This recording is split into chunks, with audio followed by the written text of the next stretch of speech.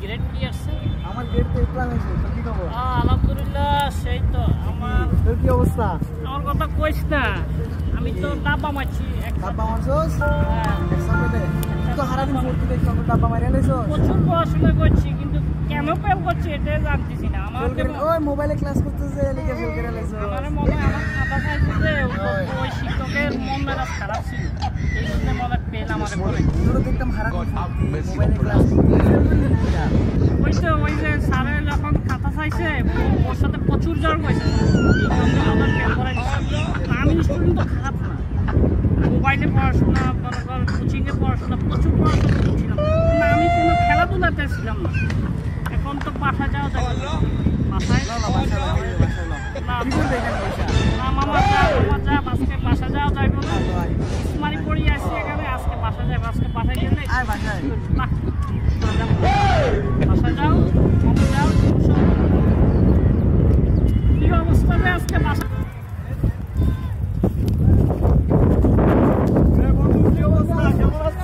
আমিও তো বাস করছি বন্ধু, মিষ্টি খাওয়া। রিয়াজের কথা শুনছো? রিয়াজ কি করছে?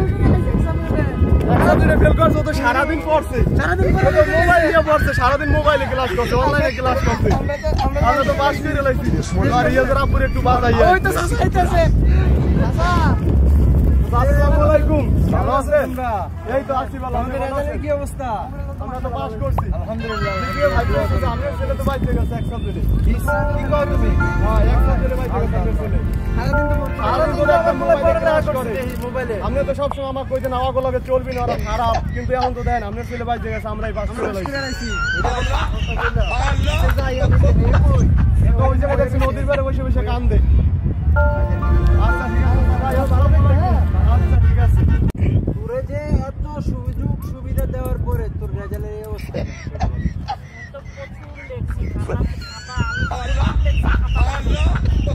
কেন যে ফেল করছে আমি আমার মনে হয়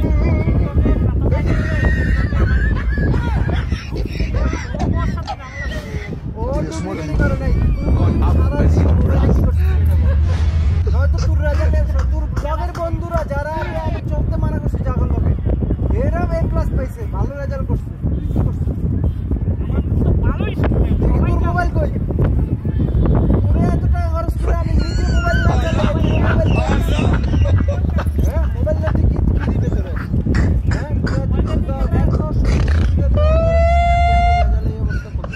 আমার এলাকায় মান সম্মান রাখছে তুই আমি কত রিল্যাক্স বহুত চাইছি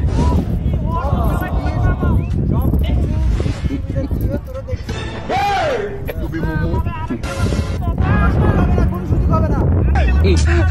God have mercy upon us.